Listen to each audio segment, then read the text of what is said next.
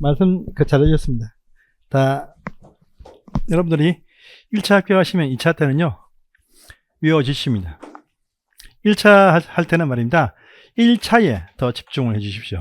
뭐 제가 2차에 포함되어 있지만 지금부터 처음 하시면서 2차 과목이 재미있을 리가 절대 없습니다. 절대 없고 와, 저 많은 거 어찌하냐. 요것만 있으면 사실 뭐 요 놈이 그죠? 통째로 외우시겠는데 기본서가 상근하근 나오고 또 문제집 나오고 막 나오다 보면요 정신 없습니다. 없는데 전체 다 하시려고 하지 마시고 그냥 선별적으로 취합해서 해야 됩니다. 저는 전체를 다 설명을 해야 됩니다. 강사기 때문에 과정을 다 받아서 갈 건데 그 과정을 다 따라오신다 불가능하십니다. 하시니까 선별적으로 기본 심화 선택하시고 뭐 또 핵심 같은 경우는 7월 가서 예습으로 항상 봐주시고 그 다음에 문제풀이를 적응해야 되니까 보셔야 되고 하지만 전체적인 또 특강 내용도 참 많습니다. 다 보신다 불가능합니다. 그 중에서 내가 필요한 것만 딱 보시고 가시면 됩니다. 절대 다 보시고 그런 분은 계실 수가 없습니다. 2차만 딱 하시는 분들은 또 가능하죠. 그죠? 이왕 뭐 2차, 뭐 이번에 2차 실패했다, 뭐 2차 하면 나겠다 하시는 분들은 이왕 하는 바에 한번 이름 한번 올리자 해가지고 수기에서 내가 최고 득점 합격자 한번 여러분들이 하시면 학원에서 비용 드리고 촬영합니다. 영상. 그래서 영상 1년 내내 쫙 올라가죠. 1년 내내 뭐 해커스 치면 딱 그 해커스 홈페이지에 얼굴이 딱 올라가니까 그 몇천 명 봅니다. 몇천 명 보세요. 이름 알리겠다 이렇게 하시면 됩니다. 예. 또 취업에 대한 부분이 있죠. 그 취업에 대한 부분도 저는 뭐 그걸 취업하시려고 막 뭐 고민을 하시는데 책만 따보시면요 길 다 보입니다. 싹 다 보입니다. 누구 통해서 가겠다, 내가 저기 위탁회사 통해서 하겠다, 다 길이 엄청나게 많습니다. 그래서 저도 이제 앞으로 우리 실무쌤이 우리 관리 실무쌤이 협회 쪽에 오랫동안 근무했습니다. 그래서 그쪽 일을 내일 아마 강의하실 건데 어제 했습니까? 네, 그 실무 쪽에 오랫동안 협회 일을 했기 때문에 협회 쪽에 일자리는 상당히 많이 이분이 또 깨어차고 있죠. 그러니까 그분 통해서도 할 수 있고 저도 또 저 나름대로의 실무판이 있습니다. 있기 때문에 현업에서 실제 근무하시는 분들, 저는 뭐 위탁회사를 부를 수도 있겠지만 부르지 않고 실무의 강자들 불러가지고 항상 연말에 한번 이 합격자분들을 모으셔가지고 같이 인사하면서 그쪽에 실무 지역별로 거기 모임체에 끼게끔 이걸 연기를 제가 좀 많이 합니다. 그래서 거기에 어울리셔가지고 술도 마시시고 산도 가보시고 뭐 많더라고 보니까 골프 하는 분도 계시대. 골프 팀도 있고 그런데 취미 따라서 가입되셔가지고 어울리다 보면요 한 달, 두 달, 세 번, 네 번 가시죠. 그러면 어디 한번 가보실래요라고 얘기합니다. 그러면 그 가보실래요라고 소개하는 자리는 거의 뭐 별 문제 없으면 다 취업합니다.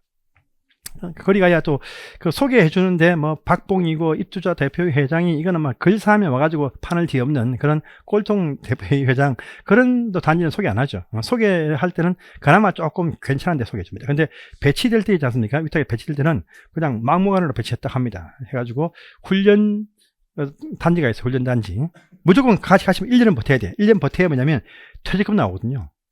이건 받고 나와야죠. 그죠? 예. 뭐 3개월, 뭐 7개월 만에 또 어떤 데는 10개월 만에 나오시면 참 아깝지 않습니까? 1년 딱 채워가지고 퇴직금 딱 받아먹고, 그죠? 연차 한번 딱 받아먹고, 또 쓰고 나와야지, 그죠? 이게 딱 나와야지. 뭐 가서 뭐 마음에 안 닿고 7개월, 6개월 만에 딱 때려치고 나오시면요. 그러면 본인한테 손해죠. 1년은 딱 버텨보시고, 그런 경우도 겪어보십시오. 가보시면 실제 입대자들, 얄궂은 사람들 많습니다.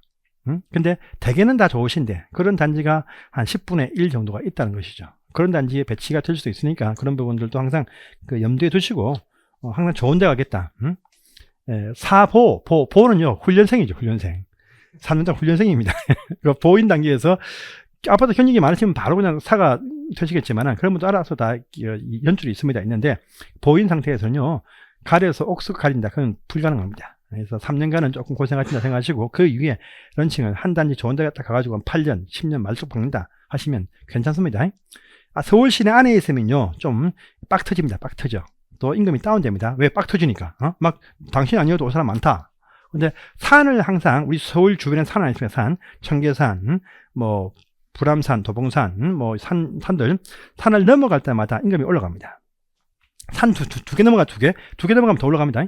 3개 넘어가 더 올라갑니다. 저기 가평, 저기 청평, 저기 연천 아파트 막 치워올리고 지금요. 아파트 막 치워올리는데 그쪽에는 가려면 일단 지하철 타고 30분 더 가야 됩니다. 근데 예, 동두천, 거기는 뭐 미분양되든 관계없습니다. 그냥 뭐 아파트 단지만 있으면 가시면 돼요. 미분양되어서 반이 안 들어왔다. 더 편하지. 반은 관리할 필요 없으니까. 안 편합니까? 갈 곳은 참 많다, 그죠? 연천 저 위에 전국보다 더 위에도 아파트, 새 아파트 막 올라가고 있습니다. 저기 포천은 엄청 많고, 그 위에 저 철원 또 아파트가 막 올라갑니다. 희한한 게, 철원이나 이 지방 가도 뭐, 철원 자이 붙으면 또 100% 완판하더라고요. 희한하대. 신도시에, 상주, 자이, 상주 촌동네인데, 상주 자이 하니까 또 100% 완판. 메카 붙으면, 한국 메카 좋아하지 않습니까? 메카. 구조는 똑같아요. 건축비 똑같은데 메이커 값 때문에 그놈의 우리 한국 참 메이커 좋아하는 게 참 이게 그러면 안 됩니다. 그죠? 산에 뒷동산 올라가는데 저희 집 어딥니까? 도봉산이 뒷동산인데 그 뒷동산 둘레길 가면서 메이커는 뭐 아트락시아 뭐 회골 바가지 옷에다 신발은 뭐 K2 제일 좋은 거 뭐 30만짜리 신고 이해가 안 됩니다. 나 슬리퍼 신고 올라가는데요. 진짜입니다. 그런 산인데 뭐 메이커 따지고 사이클 팀도 보니까 사이클 하나에 뭐 2천만원 3천만원 난 미쳤다 싶어. 제 자전거 3천리 72만짜리 와 그거 잘 굴려갑니다. 그거 타면 되지 뭐 2천만원짜리 뭐 가면 기본 잡으면 600만원 800만원 붙어 있어요. 사이클 자전거 타고 싶은 마음은 있죠. 가볍더라고요.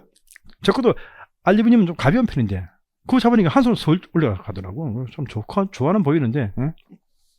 저는 쫄바지, 그거 어집습니까? 쫄바지. 그쵸. 쫄바지, 그거 저도 안 입습니다. 자, 봅니다.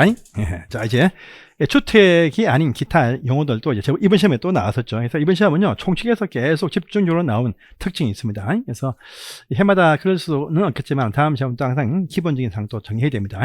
자, 주택이 아닙니다. 주택이 아닌데 주택처럼 쓰고 있는, 주택이 아닌 건축물인데 주택처럼 쓰고 있는, 주거실도 쓰고 있는 건물도 실제 보면 참 많이 있습니다. 제일 흔히들 많이 있는 것이 다중생활시설, 일명 뭐겠습니까? 고시원 말합니다. 고시원업인데 이 고시원이라고 되어진 용어를 바꾸어서 지금 다중생활시설 이렇게 바꾸었습니다. 근린생활시설하고 헷갈리면 안 됩니다. 이번 시험에 요거 헷갈리셨어요. 많은 분들이. 근린생활시설 그것은 복리에 해당이 됩니다. 근데 다중생활시설 뻔히 고시원인데 이것도 시험 치다 보니까 헷갈려가지고 근린생활시설 해가지고 그렇게 착각을 해가지고 복리에 포함이 된다 이렇게 적으신 분이 우리 학원도 두 분이 있더라고요. 그 다중생활시설 고시원 아닙니까? 아 맞다 그 다중이지. 내가 왜 근린을 다중으로 봤지? 헷갈린다니까요. 이건 다중입니다. 다중이 생활하는 시설 고시원입니다. 서울시에 보시면요 1000만 명 중에서요 서울시 1000만 명이 17만 명이 지금 이제 다중생활시설 고시원에 거주하고 있습니다. 1.7% 거주하고 있습니다. 저도 한 8년간 이 다중생활시설 고시원 신림동에서 거주해 본 적 있죠. 그 편합니다. 한 평 채 안 되거든요. 그 월세 8만 원 주고 저는 보증금 없이 월세 8만 원 줘도 에어컨 붙어 있습니다. 전기료 따로 안 받아요. 책상이 있고 그러면요 충분하게 훌륭한 공간 아닙니까? 청소할 때도 그냥 샤워하고 나서 젖은 수건 한번 쥐익 봐도 닦으면 청소 끝. 얼마나 좋습니까? 편한데. 이 다중생활시설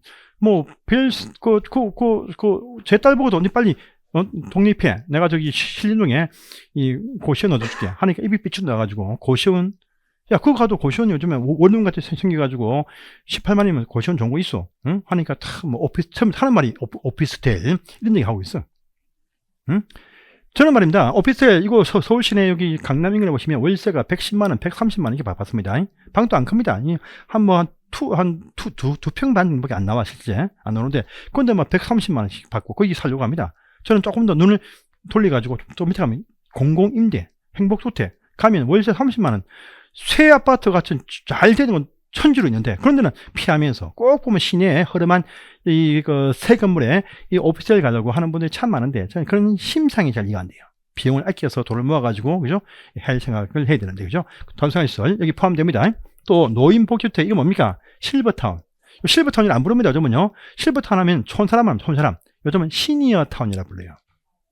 요즘은 실버타운이라는 말도 없는데 요 노인복지주택을 가지고 노인복지시설 많거든요. 보시면 양로원도 있습니다. 그 중에서 이 노인복지주택만 여기 포함됩니다. 노인복지시설들이 참 많습니다. 여러분들 노인 유치원 아시죠? 주간보호센터, 또 거의 노인복지시설에 포함되는데, 그런 것도 말고, 그 중에서 노인복지주택만 포함되는데, 실버타운, 일명. 지금은 더 멋진 말로 시니어타운이라 부릅니다. 이것이 여기 나옵니다. 이게 포함이 되어집니다. 시니어타운. 그 다음에 오피스텔이죠. 주거 형태의 오피스텔. 이것도 이제 준주택에 포함이 되어진다라고 합니다. 일반 업무시설 가운데에서 이 주거 형태를 갖추고 있는 업무시설에서 오피스텔 여기 포함됩니다. 또 기숙사. 이것도 이게 포함되어지죠. 학생이나 종업원이 살 수 있는 공간 기숙사. 요즘요, 기숙사가 있지만 이것도 분양형이 있어요. 그래서 임대형 해가지고, 임대형 일반 해가지고, 요즘은요, 저기 요즘에 과천동 가보시면 지식정보타운에 보시면 기숙사 형태로 오피스텔 같이 지어놓고 분양치는 경우도 참 많이 있습니다. 그래서 명칭이 기숙사지. 지금은요, 오피스텔, 투룸까지 되어지는 그런 형태가 막 나오고 있다 하시면 돼요. 그래서 간에 요 세 가지, 4개입니다. 다중생활시설하고 노인복지주택하고요, 오피스텔하고 기숙사, 이것이 준주택에 포함이 되어진다. 이것도 인것이 무엇이냐, 아닌 것이 무엇이냐 해가지고 쉽지만 문제 자주 나왔던 파트다. 이렇게 기본 아셔야 됩니다. 그래서 주택처럼 쓰고 있는 형태의 건물 준주택입니다. 나중에 가시면 여러분들 민간 임대와 공공 임대 가시면 역시 민간 임대로서의 준주택, 그 다음에 공공 임대에서 준주택도 나옵니다. 그것이 나오면서 내용이 조금 바뀝니다. 그러니까 기본 주택법은 4가지, 다중생활시설, 노인복지시설 가운데에서 노인복지주택, 오피스텔, 그 다음에 기숙사가 포함이 되어진다는 겁니다. 기숙사.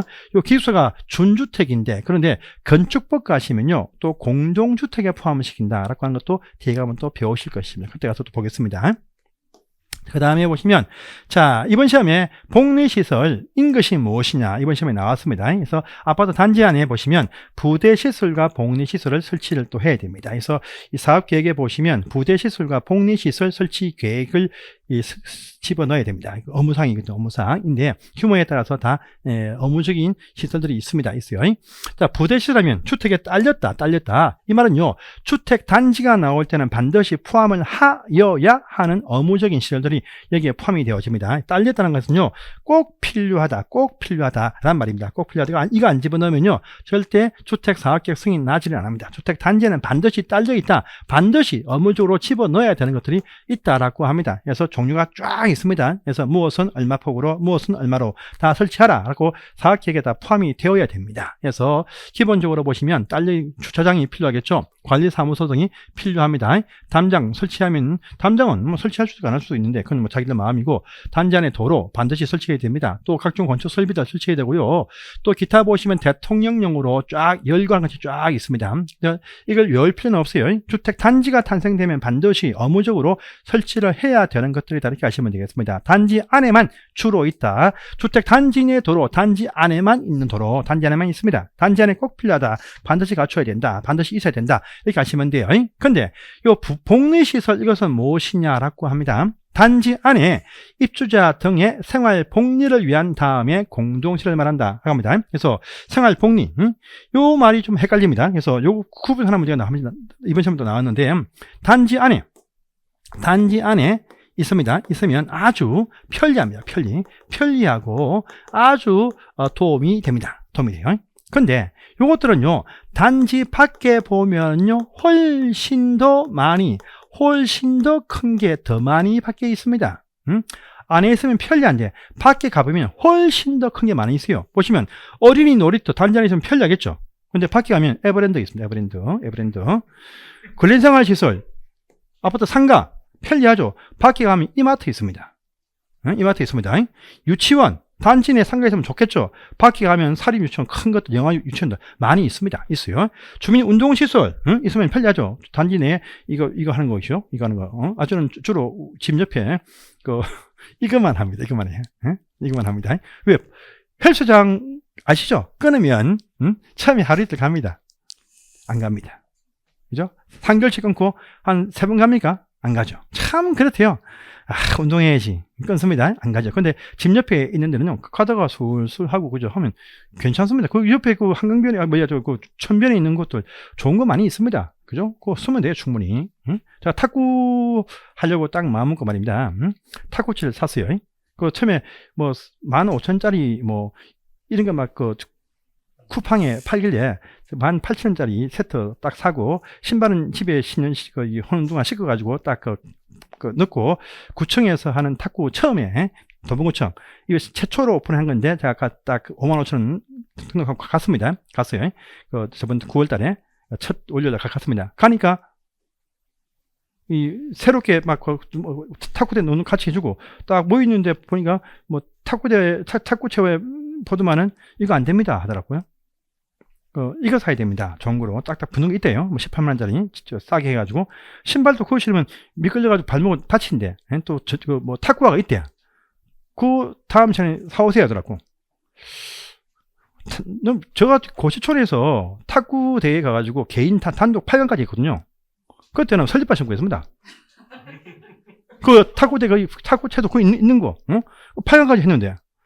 그 아줌마들 패션 다 해가지고 있고, 아시죠? 다 패션, 이미 딴 데에서 하던 팀이 옮겨갔더라고요.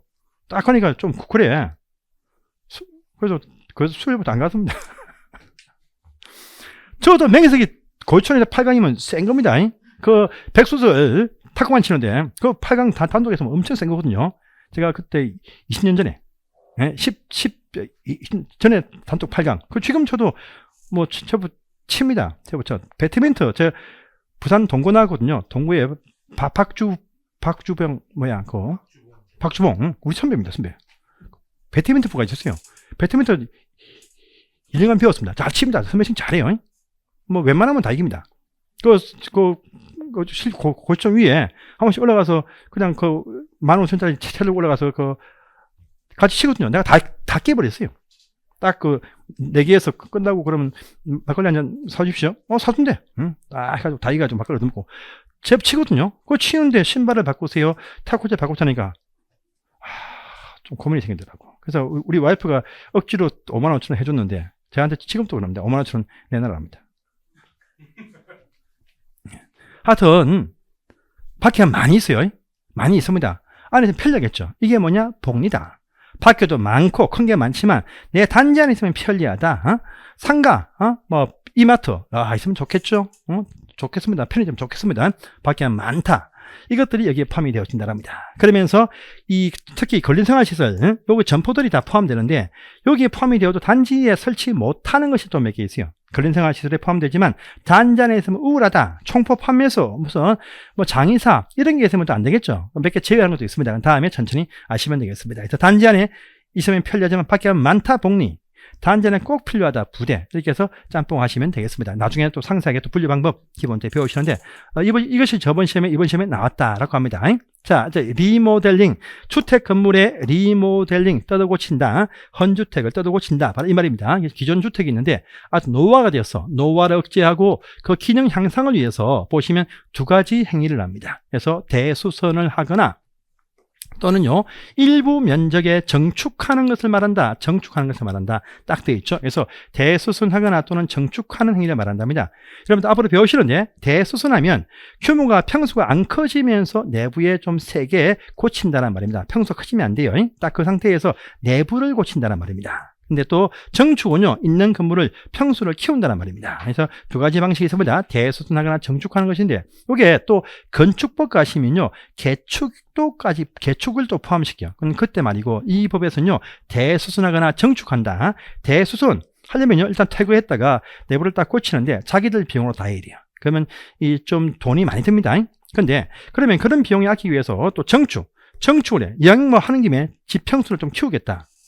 근데 집 평수를 키우는데 20평이 40평이 된다. 이건 안 되겠죠. 그래서 규모 평수 키우는 것도 제한 받습니다. 그래서 보시면 30% 종전 주거 전용 면적에서 30% 20평은 26평, 또 30평은 39평. 요까지만 평수가 제한됩니다. 주거 전용 면적의 30%까지만 정축할 수 있어요. 근데 정축을 딱 했다.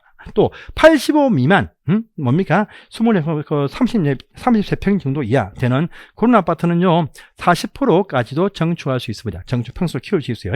그래서 평수를 키워버리면 이게 또 문제가 있죠. 관리비 올라가죠. 또 평수가 커지면, 요즘 이 소인 가구 시대인데 평수가 커진 아파트는 별로 선호하지 않아야 할 수 있습니다. 그러니까 또 평수만 키우면 자기들 돈 엄청나게 많이 투입이 됩니다. 몇십억, 10억, 강남은 7억, 8억 투입을 해야 됩니다. 자기 부담이 커집니다. 그래서 이왕 정축을 할 때 평수가 커진 것도 별로 안 좋으니까 내 집 평수에서 정축하는 요 30%, 40%요 규모에서 새 집을 지어서 요걸 팔아가지고 일반 분양 쳐서 그 돈 가지고 우리 공사비에 투입하면 자금 부담으로 집을 싹 고쳐주겠죠. 보통요, 리모델링 딱 하면, 그 단지가 구아파트다. 그러면 연식이 좀 되었다 하면요, 아파트 값의 평균 한 50%가 올라간답니다. 재건축하면 2배, 더블 이상이고. 근데 요거 하면요, 보통 한 50%가 다 올라간답니다. 올라가요. 그래서 요 정축할 수 있는 면적 있죠? 요 면적을 따로 우리 집 평수 키우지 말고 따로 새 집을 지어서 외부에 일반 분양할 수 있어요. 있는데 그것도 기존 단지 세대수의 15%까지 세대수를 늘려가지고 외부에 팔아먹겠다. 그럼 공사비에 충원도 할 수 있겠다라는 의미가 포함이 되어 있습니다. 그래서 만약에 단지가 1000세대야. 그러면요, 1150세대까지 세대수를 증가시켜서 이걸 외부의 일반 분양, 조합원이 아닌 자한테 분양해가지고 이것을 우리 공사 비용에 충당하면 자금 비용으로 집을 딱 고쳐가지고 이제 새 아파트 같이 형성을 할 수 있다란 말입니다. 그런데요, 있는 집을요, 안전하게 하려면 옆으로 수평으로 딱 넓혀야 안전해집니다. 근데 종전주택들이 청수가 좀 낮다 보니까 수평으로 정축하다 보면 집이 간격이 붙어버리겠죠. 그러면 앞집과의 사생활 침해가 문제 있고 좀 보기 좀 싫어. 그래서 이렇게 하는 것이 기본 안전한 상황이지만 이렇게 하지 않고 위로 올라간다 해서 이 상태에서 필로티 없던 필로티 하나 딱 만들고 이제 위에 딱 올리는 형태가 딱 되어지면은요, 더욱더 멋진 집이 나올 수 있겠죠. 수직으로 올린다. 수직 정축도 가능하다랍니다.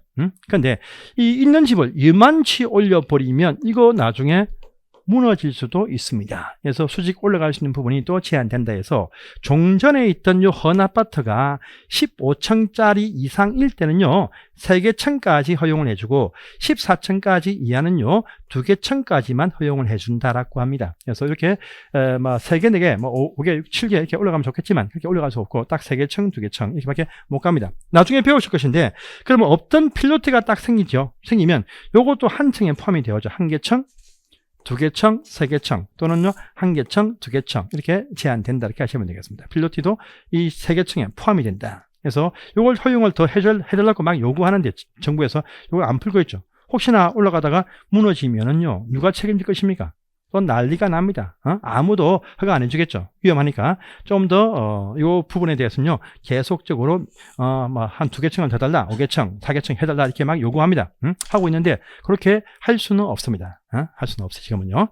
또 그 당시 옛날에 신축할 그 당시 옛날의 구조도 이것이 계속 단지관리사무소에 보관이 되어 있어야만이 할 수 있게 해준다 그런 부분이 있습니다. 이것도 자주 나왔던 사항이고 항상 기본 아셔야 됩니다. 그래서 이제 그 다음 5번 가보십니다.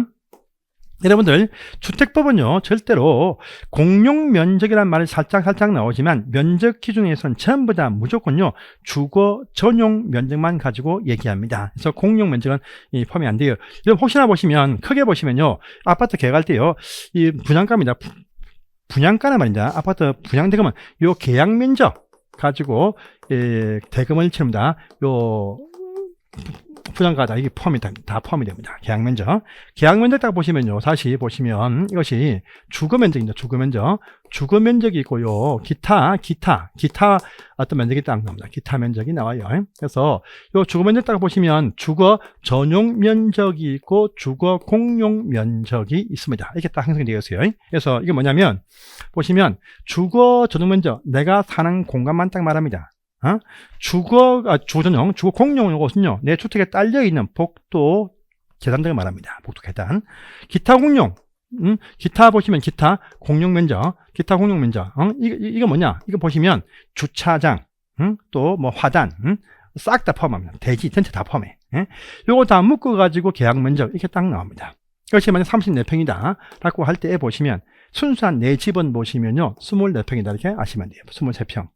이렇게 형성이 쭉 되어 있고 24평이다 그럼 내 집은 18평이다 이렇게 보면 돼요. 그래서 이 법은요 전부 다 뭐냐 주거 전용 면적 이것만 가지고 얘기하지 이런 면적은요 언급을 하지를 안 합니다. 면적에 절대 포함을 안 시켜요. 주택법은 전부 다 무조건 주거 전용 면적만 가지고 얘기한다 라고 합니다. 주거 공용이라든지 기타 면적은 얘기 언급 안 합니다. 그래서 이 주거 전용 면적이 있습니다. 단독주택 단지가 나올 수 있고 공동이 나올 수 있겠죠. 단독주택이 나올 때 보시면요. 보통 보시면 단독주택 단지를 딱 건설할 때 보시면 필지는 번지를 쪼개어 줍니다. 그래서 가운데 도로 딱 만들고 번지 딱 쪼개어 가지고 집을 짓거나 또 땅 자체로 땅을 팝니다. 팔아요. 팔 때 보시면 집을 지어서 팔겠다라고 할 때 여기 딱 집을 딱 지어요. 한 필지에서 주택을 딱 건축을 딱 합니다. 하고 나서 보통 단독이니까 그 지하 땅 속에 지하에도 뭐 집어넣죠. 지하에다 보시면 뭐 지하실도 집어넣을 수가 있습니다. 또 단독이니까 뭐 차고나 창고나 화장실도 밖에 집어넣을 수도 있는데 이 상태에서 보시면 이 상태에서 여기 한 필지 안에 있는 모든 건물의 바닥들 면적 있죠. 창고 바닥, 뭐 차고 바닥, 모든 바닥 면적을 전부 다 합합니다. 전부 다 합해가지고 거기서 무엇을 공제한 것으로 한다 해서 지하실 빼고 지하실 요 부분, 요 지하실 부분 공제해주고 창고 분리되어진 창고, 차고, 화장실 이걸 다 빼고 나서 나머지 면적만 가지고 단독에서의 주거 전용 면적 이렇게 딱 얘기합니다. 근데 혹시 지하실 요것도요, 거실용도, 지하실이 거실로 쓰고 있다라고 합니다. 그러면 주거 전용에 포함을 시켜버립니다. 단독 지하 보시면요, 보통은 뭐 그냥 창고처럼 쓰겠지만은 단독 그 주택에 보시면 지하층도 여러분 지하층 하면요, 땅 지표 밑에 있는 것인데 경사진 땅은요, 지하층이 거의 1층입니다. 1층. 여러분 저기 한남동 있죠? 한남동에 가시면 그 호화빌라들 많이 보이죠? 그것도 앞에 보시면요, 반은 다 지하에 있습니다. 그 지하 4층, 3층, 2층, 1층이 주택. 그 위에 보시면 1, 2, 3, 4층 해가지고 또 있죠. 그 지하. 앞에 보면 거의 1층입니다. 1층. 요 지하가 거실로 쓰고 있다. 그러면 바닥에 포함을 시켜버리겠다. 알겠습니까? 지하가 그냥 창고 등이 아니고 땅속에 푹 꺼진 게 아니고 전면 지하층인데 지하가 실제 보시면 그것이 1층처럼 쓰고 있는 경우 참 많아. 그러면 거실에 포함시키면 그렇게 된 주거전용에 포함을 시켜버리겠다라는 게 포함이 되어 있어요. 그러면서 이제 두 번째, 공동주택에서의 주거전용 면적입니다. 요거 다 빼야 되겠죠? 요거 다 빼야 돼. 요거 다 뺍니다. 요거 다 뺍니다. 요거 다 빼요. 순수한 요거만 말한다. 그래서 공동주택은요, 내 집 쓰는 공간만 말해. 내 집 쓰는 공간만 딱 말한다. 그래서 외벽에 내부선 딱 보이죠? 내부선. 보통은요, 뒤에 가시면 계속 나오는데, 벽 하면은요, 벽 두께의 면적의 반은 포함을 시킵니다. 벽의 중심선 해가지고, 벽 두께의 반은요, 면적에 포함을 시킨다. 잡아버려. 전부 다 보시면 벽에, 또 외벽에 중심선으로 둘러싸여 있는 무슨 수평 투영 면적 이렇게 말합니다. 수평 투영 면적. 그래서 벽의 두께 반은요, 면적에 포함을 시켜버립니다. 그런데 이 벽 두께는 전부 다 공용 면적으로 빼버립니다. 주거 공용 빼버리고 딱 요 공동주택은요, 외벽의 안에 보이는 내부선으로 산정한다. 라면 내부선이 딱 나옵니다. 이것도 외벽이야, 외벽. 왜? 주택 안에 보시면 현관문 열고 딱 입장하시면 작은 방, 큰 방, 뭐 부엌방 등이 있겠죠? 안에 내부에 있는 벽들, 내부 벽은 다 엎달아봅니다. 엎달아보고 딱 위 외벽, 내지 가장 바깥쪽에 있는 벽, 이것도 벽 두께는 빼고 안에 보이는 부분, 안목시수, 외벽의 내부선 가지고 산정한다라고 딱 합니다. 여러분들 배우신 법규 전체에서는요, 이 벽의 내부선이 딱 두 번 나옵니다. 두 번. 전부 다 중심선인데 딱 두 번 나와요. 그래서 이 공동주택에 주거 전용할 때 외벽의 내부선, 또 대피 공간의 바닥 면적 산정할 때에도 외벽의 내부선, 벽의 내부선 말합니다. 내부선 딱 두 번 나옵니다. 공동주택에서의 주거 전용 면적하고 또 대피 공간의 바닥 면적 산정할 때 그때는요, 이 벽 두께를 빼주기 위해서 벽의 내부선이라는 표현이 딱 두 번밖에 안 나옵니다. 그 외에는 전부 다 벽의 중심선이라는 표현밖에 안 나옵니다. 그래서 이렇게 해서 구분을 딱 하시면 되겠습니다. 되고요. 안에 작은 방, 큰 방, 벽 다 엎달아 봅니다. 그래서 요 쭉 나오네요. 그래서 요 표현은 참고해서 보시면 되겠습니다. 되시면 되고요. 그 다음에 또 넘어가서 이제 주택의 건설편이 이제 등장을 합니다. 주택의 건설. 총칙의 용어정이 더 있지만 이까지만 해도 충분하십니다. 이번 시험에 기간시설, 간선시설도 나왔지만 그건 다음에 기본할 때 조금 더 추가적으로 배우시면 되는 사항이다. 이렇게 또 아시면 돼요. 그래서 넘어가시고 이제 주택의 건설편 갑니다. 여러분들, 돈이 있다, 내가 땅이 있다. 건축은요, 애들 명의로 땅을 정의했다 해도 그 애 명의로 건축을 할 수 있습니다. 애가 건축주가 될 수 있어요. 건축주는요, 돈 많이 세면 누구나 지가 발주하거나 또 현장 관리인 두어서 스스로 공사를 하면 됩니다. 애다 그러면 부모님이 애 명의로 해가지고 발주하면 돼요. 공사 맡기면 됩니다. 그래서 누구나 할 수 있어요. 근데 주택단지 30호입니다. 주택법은 무조건 30호 이상이 될 때부터 통제하지 30호 미만 29개 이하는요 주택법에서 통제를 안 합니다. 하니까 청담동에 또 요 밑에 보시면 좋은 호화 빌라들 보시면 전부 다 29가구 이하 이렇게 형성이 쭉 되어져 있는 특징이 있습니다. 제가 매일 차 타고 오다 보면 항상 그 내비가 항상 안내하는 것이 뭐냐면 청담 그 뭐야 저기죠 성수대교 있죠. 그걸로 항상 안내하거든요. 올 때 넘어올 때마다 딱 올 때 오른편에 딱 보이는 약간 휘어진 거기 아파트 있죠. 아파트 창가 큰 뭐 복층되어진 P 뭐 더 현대 뭐 더 P 뭐 해가지고 최고급이 있는데 이제 그 에테리어로 바뀌었죠. 항상 보입니다. 저는 볼 때 맨날 가서 딱 전층이 다 보여. 그러면 저 창문 열고 누가 담배도 못 피고, 그죠? 창문 열고 편하게 옷도 못 입고, 근데 이거 최고 비싼 뭐 아파트라 하더라고요. 응? 어쨌든 간에 그 집들 다 보면 29개 이하입니다. 29개, 27개, 28개, 29개 이하입니다. 왜? 29개 이하는요 주택법에 제한받지 않습니다. 누구나 건축할 수 있고 멋대로 할 수 있어요. 안에 분양가 150억 또 200억 할 수 있습니다. 30호 딱 넘어가죠. 그때부터 분양가 심사에 딱 걸려가지고 분양가 마음대로 못 정합니다. 못 정하고 내부적인 장식도 선택을 맡겨야 되지 처음에 기본 품목에 못 집어넣습니다. 그래서 주택법에 딱 포함이 되어지면 분양가에 포함을 해야 되는 기본적인 벽지, 바닥재, 주방, 용구와 조명기구 이거 외에는요 전부 다 선택품에 빼라 해가지고 뭐 호화 장식, 호화 뭐 샹드리에 밑판 까는 거 다 선택에 맡겨가지고 따로 돈을 지급하게 선택에 맡겨라 이렇게 되어 있습니다. 또 분양가도 딱 통제해서 제한을 딱 합니다. 근데 29개 이하는요 멋대로 이 분양가 1000억짜리 집도 지을 수가 있다는 것이죠. 누구나 또 입주자는 우리 요 아파트는 운동선수만 올 수 있다. 이 아파트는 뭐 정치인만 올 수 있다. 제한할 수 있습니다. 30호 이상 딱 넘어가죠. 그러면 일반 공개 모집을 해야 됩니다. 공개 분양을 쫙 해야 돼요. 또 입주자 가점도 다 봅니다. 모든 것이 법에서 딱 통제하기 때문에 30호 딱 넘어간다 할 때는요 그때부터 철저하게 제한받는다. 건설도 못합니다. 건설도 딱 허용을 하는 자들 지금 나오네요. 건설도 딱 보시면 이 건설할 수 있는 주체, 건설 주체들만 건설할 수 있는데 딱 요건법에서 통제하는 요들만이 딱 건설을 할 수 있게 해줍니다. 이들 외에는 건설 사업을 못합니다. 못해요. 딱 통제합니다. 그래서 이렇게 건설 주체, 건설 절차, 또 주택 건설할 때 기준이 나옵니다. 건설 기준 보시면 배치할 때 어떻게 하라, 구조 기준, 부대 시설, 복내 시설 기준 등 아주 강화시켜 버립니다. 또 이 건설할 때 촉진 혜택도 있다 이렇게 하시면 돼요. 그래서 이 전체가 건설편인데 건설편에서 원래 3개에서 4개 이렇게 시험에 나온다 하는데 이번 시험은 좀 작게 나왔어요. 이번 시험은 좀 2개밖에 나오지 않았습니다. 나왔어요. 그래서 작게 나왔지만 보통 이 용어에서 2개 여기서 한 4개까지 나오는 것이 기본 원칙인데 이번 시험은 2개밖에 나오지 않았습니다. 특히 이 주택조합이라고 있죠. 이것이 더 중요하죠. 또 이번 시험도 물론 나왔지만 계속 앞으로 나오고 항상 안 나온 적이 없는 중요한 사항들입니다. 그래서 이 내용 보십니다. 자, 주택 건설은요 건축이 아닙니다. 주택 건축이다 하면요 29개 이하 말이에요. 29개 이하 건축법에 따라서 건축한다랍니다. 근데 주택 30호 이상 딱 되어지면 주택법의 주택 건설 사업으로 본다 해서 사업으로 가면 사업 종합적인 사업이다. 그래서 그 안에 보시면 주택 건물의 건축뿐 아니고 부대시설, 복리시설, 간선시설 그 기반 시설들 다 설치 계획이 다 같이 어우러져야 허가를 딱 승인 내어줍니다. 종합적인 사업이다. 그래서 이 사업은요 마음대로 못한다 해서 이 사업을 할 수 있는 건설 사업을 할 수 있는 건설 주체가 누구냐? 주택 건설 사업이다. 사업 주체라 부릅니다. 사업 주체, 사업자, 사업 주체. 우리 시행사라 부르 흔히들 시행사라 부릅니다. 시행사라 부르는데 여러분 혹시나 그 GS 자이 아파트가 많이 보이죠?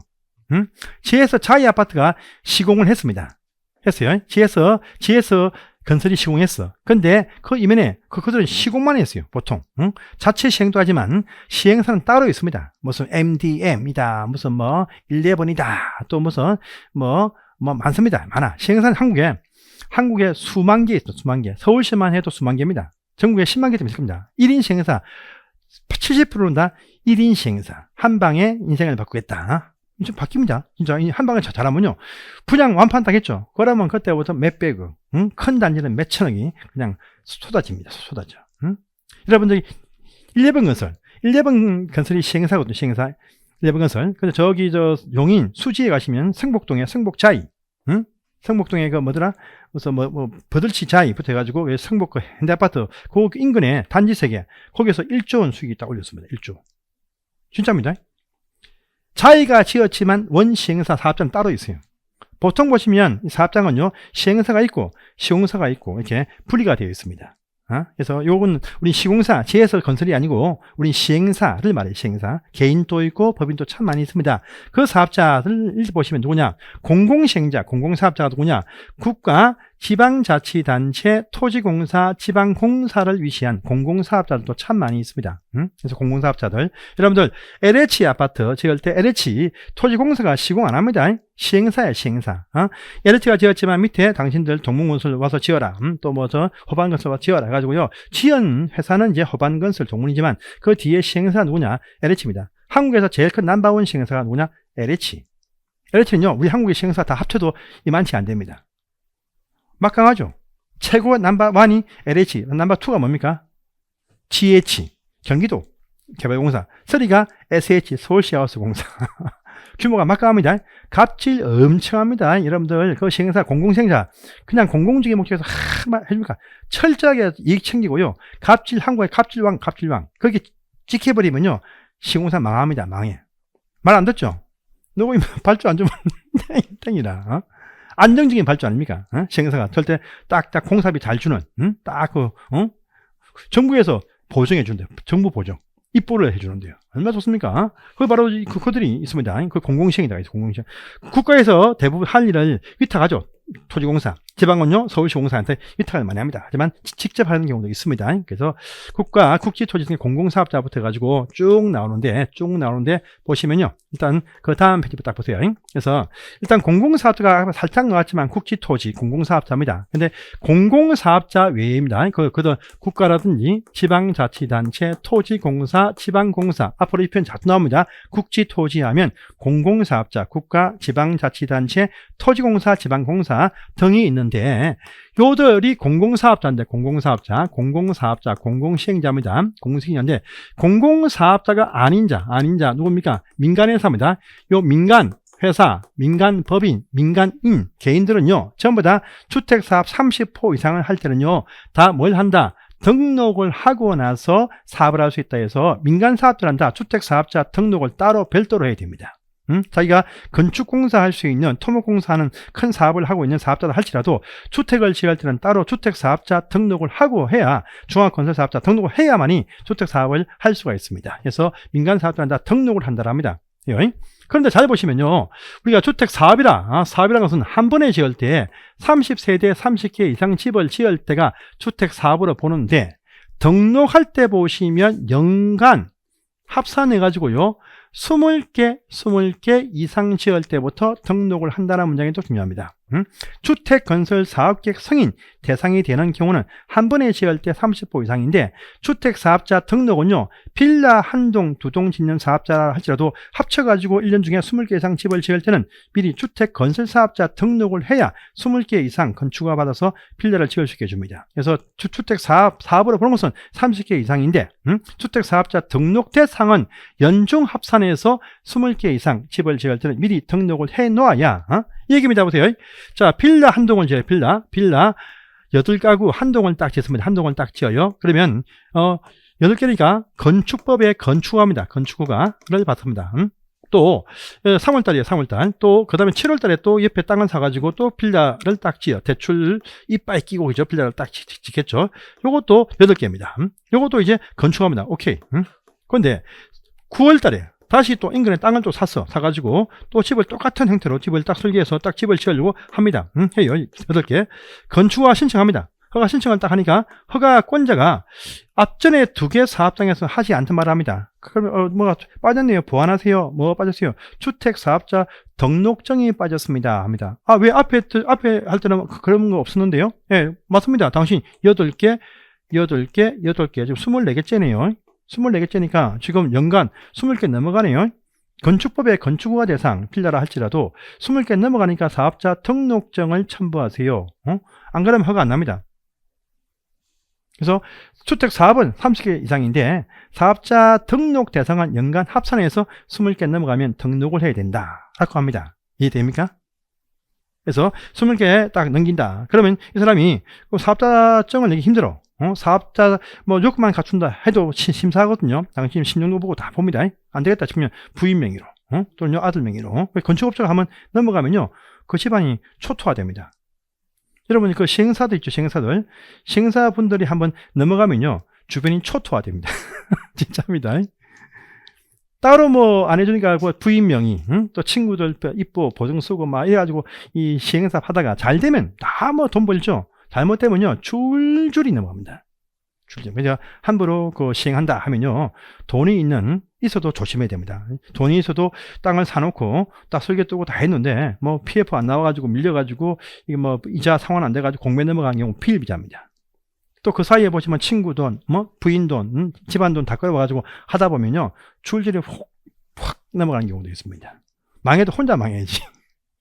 이런 경우가 건축 사업이다 이렇게 아시면 위험합니다. 함부로 이런 데 돈을 투입하시면 안 돼요. 예. 그래서 이렇게 연간 20호 이상 집을 지을 때 등록을 해 놓아야 된다라고 합니다. 딴 건 뒤에 보지 마시고 또 있습니다. 집 말고 대지만 조성하는 주택 짓는 땅 대지 조성할 때 보시면 이것도 연중 합산해서 3,000평 1만 제곱미터 이상 조성을 할 때도 대지 조성 사업자 등록을 해 놔야 요 규모 이상의 집 짓는 땅을 조성할 수가 있다 이렇게 또 아시면 되겠습니다. 그래서 이 등록 대상은 연간 20호 이상 대지는 1만 제곱미터 이상 조성할 때 미리 등록을 한다랍니다. 그래서 또 밑에 보시면 그래서 민간 사업자는 다 등록을 해야 됩니다. 그런데 등록을 하지 않고도 사업을 할 수 있는 자에서 비등록 사업자가 또 등장을 합니다. 비등록 사업자. 그래서 뭐냐 하면 다음의 사업자들은 등록을 하지 않아도 시행사업을 하게 해준다. 그래서 누구냐? 공공사업자, 국가, 지방자치단체, 토지공사, 지방공사인 공공사업자는요, 등록을 하지 아니해도 그냥 항상 시행을 할 수가 있다라고 합니다. 그래서 또 보시면 2번 보시면 공익법인에서도 그 공익을 위한 목적이죠. 공익을 위해서 내가 참사랑 이웃돕기 실천을 위해서 참사랑 집을 짓겠다. 공익 목적, 돈 있냐? 돈을 기부받았다. 돈이 한 100억 모았다. 해가지고 땅을 샀다. 그러면 막 지원해 주겠죠. 그래서 공익 목적에 공익의 실천을 위해서 하겠다라고 할 때 보시면 집 짓게 해준다라는 의미가 포함이 되었습니다. 그 다음에요, 3번과 4번인데 이거 뭐냐면 보세요. 3번, 4번은 뭐냐면 공동사업자에 포함이 되는 사항이다 보면 돼요. 공동사업자. 밑에 보시면요, 일단 3번, 4번 통과하시고 밑에 큰 3번에 1번, 2번, 3번 딱 보세요. 자, 땅을 가진 토지 소유자분이 있습니다. 토지 소유자. 자기 땅이 좋은 곳에 서울 시내 안에 뭐 3종 일반 주거 지역에 10,000평이 있다. 와, 그러면요, 재벌. 서울 시내 안에서 땅 있으면 다 재벌이다 보면 됩니다. 저기 좀 저기 자연 녹지 말고 서울 시내 안에 좋은 땅이 있다. 1,000평이 있다. 그러면 일단은 뭐 재벌. 또 서울 인근에 땅이 있다. 그것도 준재벌. 저기 강원도 영월에 땅이 10만 평이 있다. 안 쳐다봐야 됩니다. 있어도 도심권 인근에 큰 땅이, 여러분들 아시죠? 듀오 아시죠? 중매해주는 회사 아니십니까? 과거는 말입니다. 듀오 됐죠? 듀오. 그 과거는 말이야, 남자 1순위가 뭐냐? 과거는 뭐 판사, 검사, 의사들이었죠. 지금은요, 판사, 검사, 의사 후순위입니다. 지금은 딱 서울에 거주하는 곳이 서울이다. 서울에 거주하면 서울에서 사업자도 안 봐. 서울에서 그냥 직장, 큰 대기업이라든지 좋은 회사, 공무원이라든지 딱 있으면서 자기 부모님이 서울 근교에 땅 가지고 땅 소유해서 농사 짓는 농사꾼 아들을 좋아합니다. 1번입니다. 그렇죠. 서울 주변에 땅을 한 뭐 10만 평, 10,000평, 5만 평 들고 있는 농부의 아들인데, 아들은 이제 서울 나와가지고 조선에서 근무합니다. 그럼 아버지가 항상 와, 우리 아들 서울 시내에 뭐 큰 뭐 대기업에 갔다 좋아하겠죠. 얼마 좋습니까? 근데 그 월급은 보면 뭐 월급이 한 300, 400밖에 안 되어도 그 결혼하면 애들 주말마다 맡길 수 있고, 방학 때면 와, 맡겨놓고, 그죠? 맡겨놓고 또 뭡니까? 또 토요 그 서울 근교에 있으면 좋아요. 멀리 가면 힘드니까 추석 설 때 인근에 살짝 가서 인사해주고 그 한 3, 4일만 열심히 뭐 찌짐 해주고 그 고생만 딱 해주면 나중에 30년, 40년 뒤에 돈벼락가 맞습니다. 돈벼락. 그런 자식, 그런 부모를 둔 자식, 농사 안 돼요. 농사 안 지은 자식이 넘버원이랍니다. 넘버원. 진짜입니다, 진짜. 요즘은 판사, 검사, 박봉 아닙니까? 그거 나와봐야, 변호사 해봐야 별 볼일 없습니다. 제 친구도 많거든요. 외행상 리스 해가지고 차는 벤저입니다. 벤저 밀려가지고, 월세 밀려가지고, 벤저 안누당하니 많이, 우리 20대 합니다. 진짜입니다. 사무실 월세가 350만 원인데 이건 못 내가지고 지금 3개월 밀렸다. 직원들은 손 빨고 있고. 그런 변호사 쎄습니다. 진짜입니다. 큰 대형 로펌 가도요, 이 초임 아이들 1000만 원 안 줍니다. 한 800. 그래도 뛰고 나면 한 450만 원 받습니다. 파트너 좀 돼야 2000만 원 받습니다. 2000만 원. 뛰고 나면 한 1400, 1500. 진짜입니다. 그 사이도 별거 없습니다. 그 초임 가도 우리는 별로 안 뛰어. 뛰는 게 한 뭐 30만 뛰나? 20만 뛰나? 우리 와이프 445인데 항상 실수행은 415만 원. 그만치 못 받는 사람 쎄습니다. 변호사, 판사, 그래도 월급 별로 안 셉니다. 월급 별로 안 세요. 그러니까, 불우할 게 없다니까. 우리 일이 제일 좋아. 그들은, 여차하면 잘리죠. 개업하기가 무서워가지고 버티는 사람 많습니다. 제 친구들. 개업해봐야 빠라니까. 진짜입니다. 우린 안정적으로, 잘려라. 갈 데 많다 이거죠. 갈 데가 몇만 개. 여차하면 제주도 한번 가지. 진도 한번 가지. 진도에도 아파트 올라갑니다. 목포에 가보세요. 아파트만. 전부 아파트만 쫙 올라갑니다. 제가 목포에서 강의를 3년, 토탈 3년인데, 가보시면 하단 가보십시오. 아파트 단지 쫙 되어 있습니다. 남아 가보세요. 새 신도시가 쫙 되어 있어요. 기똥차입니다.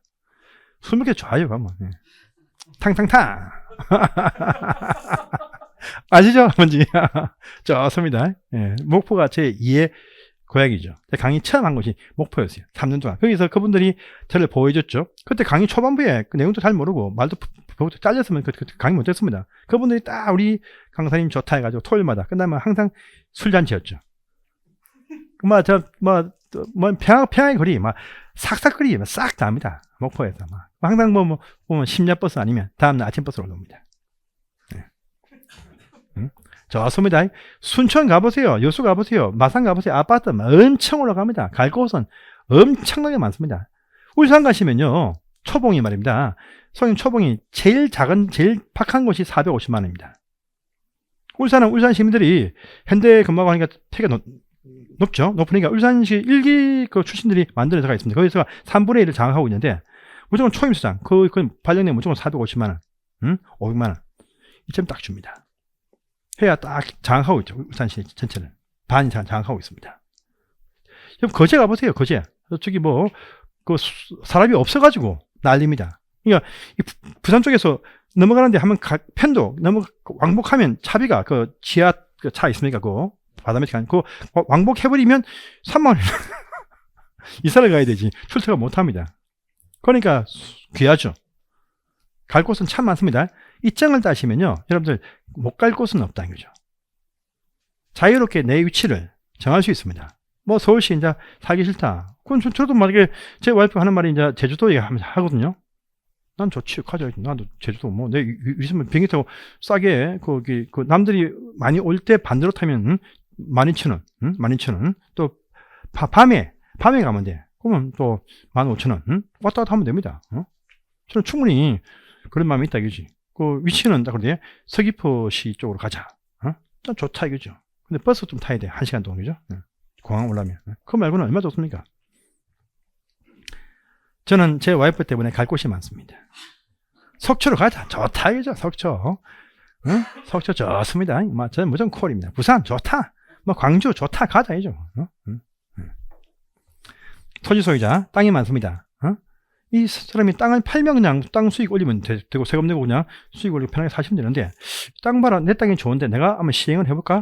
단독 시행. 내가 등록해서 단독 시행을 합니다. 하면, 성공하면 어마어마한 수익 올리겠죠. 근데 잘못하면 땅 다 뺏깁니다. 여러분, 저기 목동 가시면, 목동에 양천세무서 바로 옆에 목동 젠트레빌, 지금 다 지어놓고 있는 오피스텔 아주 이쁜 게 있어요. 자, 이쁩니다. 그 땅 주인. 단독으로 시행하다가 쫄딱 매가지고 땅 다 뺏겼습니다. 다 완성해놓고 신탁에 넘어가서 쫄딱 그냥 공매. 15도 못 건졌죠. 땅값만 해도 그 당시에 400억, 500억인데 지어놓고 지가 단독 시행하다가 쫄딱 망했다니까요. 그러니까 그렇게 하지 말고 시행을 많이 해본 등록사업들과 같이 공동으로 손잡고 공동시행을 하면 수익의 반반, 땅값 빼고 기타 수익에서 한 3분의 1 달다. 이렇게 할 수 있는 것입니다. 선택이다. 이게 공동사업으로 시행을 할 수 있다. 단독도 가능하고 공동사업도 할 수 있다. 공동사업을 하면은 그냥 따로 등록 안 해도 공동사업자로 본다라고 합니다. 주택조합을 설립했어요. 조합들, 지역조합들. 이 조합들이 단체나 그러면 조합 가입비부터 돈이 좀 있습니다. 단독으로 등록해서 단독 시행도 할 수 있습니다. 조합이 단독 시행하죠. 난리 납니다. 조합장부터 해가지고 줄줄이 감옥에 다 가야 됩니다. 할 때부터, 준비할 때부터 뭐 철거업자한테 돈 받아먹고 뭐 다 줄줄이 보면 엄청나게 복잡합니다. 맡기면 안 돼. 그래서 조합 단독도 가능하지만 또 조합들은요, 보통 시행사, 또 시행사와 공동사업도 시행을 할 수 있습니다. 보통 공동합니다. 근데요, 이 조합원들이 800명이야. 800명이면 지에서 자이 아파트가 딱 붙죠. 상호가 좋아. 근데 80명이야. 지에서 자이가 오겠습니까? 지에서 자이가 눈길도 안 줍니다. 사업장 규모가요, 500세대 이상 나와야 메이커가 옵니다. 80세대, 일반 분양 포함해서 150개, 짓겠다. 그러면요, 좋은 메이커가 올 수가 없죠. 그러니까, 그러니까 조합 아파트 큰 대단지는요, 지에서 자이, 현대, 뭐, 아이파크, 뭐, 다 이래요. 그 뭐, 어울림. 그런데요, 작은 조합은요, SH, LH 아파트입니다. 왜? 민간에서가 안 오니까, 지방자치단체, 토지공사, 지방공사도 공동사업할 수 있다. 큰 조합은 등록사업자, 민간사업자와 큰 회사와 공동으로 하지만 작은 조합들은 토지공사, LH, SH와도 공동으로 할 수 있다. 그래서 조합 아파트인데 대규모 단지는 매가가 민간 아파트가 딱 붙어요. 소규모 단지는 대부분 다 SH, GH가 뭐 GH라든지 이게 딱 붙으면서 그 안에 임대도 확 많이 집어넣어 버리죠. 그런 식의 의미가 여기에 포함이 되어 있다. 이렇게도 아시면 되겠습니다. 그래서 이것도 할 수 있다. 선택이다. 이렇게 하시면 돼요. 그런데 밑에 고용자, 여러분 수원 영통 가시면 영통구가 삼성구죠. 삼성전자구입니다. 그 영통 시민의 3분의 2가 삼성전자 관련되는 직원들 또는 식구들이 다 삽니다. 50만 명 중에서 한 35만 명이 삼성전자 관련되는 그분들이 다 사. 광교도 포함해가지고요. 그런데 그 수원 영통 가보시면 삼성전자가 대부분 차지하는 곳이지만 삼성전자 아파트 봤습니까? 없습니다. 삼성전자 사원 아파트 있어요. 사원 아파트도 보시면 어떤 것은 이 삼성건설, 삼성아파트가 있고 어떤 것은 현대도 있습니다. 왜? 삼성전자 시행 못합니다. 고용자들은요, 단독 시행을 못해. 단독 등록을 할 수 있는 권한을 안 줍니다. 안 줘. 당신들 하는 전자비는 하라 이거죠. 그러니까 하고자 할 때는요, 반드시 그냥 아예 그냥 딱 외주 줘가지고 맡기면 되는데 내가 하게 공동으로 해보겠다 하고 할 때는 우리 삼성전자 옆에 땅이 큰 게 있어. 더 이상 공장 확장할 계획이 없다. 그러면요, 지가 거기서 아파트 못 짓습니다. 대신 딴 시행사를 불러와야 돼. 공동으로 하면 옆에 유유부지, 전자 공장 옆에 빈 땅 큰 3만 평 아파트 지켜줍니다. 공동으로 하면은 그 시행하게 해줍니다. 그래서 고용자는 단독 등록이 안 되니까 민간사업자, 등록사업자와 공동으로만 사업을 시행하여야 한다라는 표시죠. 삼성전자 공장이 이만치 있는데, 옆에 이만치 땅이 있는데 더 이상 뭐 화성이라든지 저쪽에 평택에 막 올리다 보니까 더 이상 이 땅이 필요가 없어. 팔아먹으면 되는데 팔긴 싫고 내가 우리 종업원을 위해서 집을 짓겠다. 우리 회사 직원들 반을 채우겠다. 이 땅을 내가 집을 지어보겠다 할 때 당신들 집 지으면 안 됩니다. 팔아먹든지 또는요, 삼성건설이든지 지에서 자이든지 불러가지고 공동으로만 사업을 시행을 하여야 한다. 공동으로 하면 삼성전자도 공동사업자로 보겠다라는 것이죠. 그래서 할 수 있다, 하여야 한다. 이 문장이 또 쟁점 포인트고, 저희가 자주 나오는 파트다. 이렇게 또 아시면 돼요. 이렇게 해서 이 파트를 딱 보시고, 이제 주택 조합이 뜹니다. 조합. 참 중요한 사항이죠. 그래서 조합부터는 이제 다음 주에 할 것인데, 이 조합부터는 약간씩 이제 기본적인 사항만 설명하고, 앞부분 용어가 많이 포함되어서 제가 오늘도 많이 설명했는데, 이 조합부터는 이제 조금 더 기본 핵심만 딱 잡고 가면요, 여러분들이 남은 3주 동안 요거 싹 다 하십니다. 저는요, 진도에 안 맞춰본 적이 한 번도 없습니다. 한 주만에 해라. 한 주만에 합니다. 그래서 주어진 시간에 딱 맞추는 제 특징이 있으니까 이제 3주간은 조금 중요한 진짜 기본적인 사항들 딱 흐름을 타고 체크해 가면서 이렇게 또 다음 시간부터 뵙도록 하겠습니다. 자, 수고하셨습니다.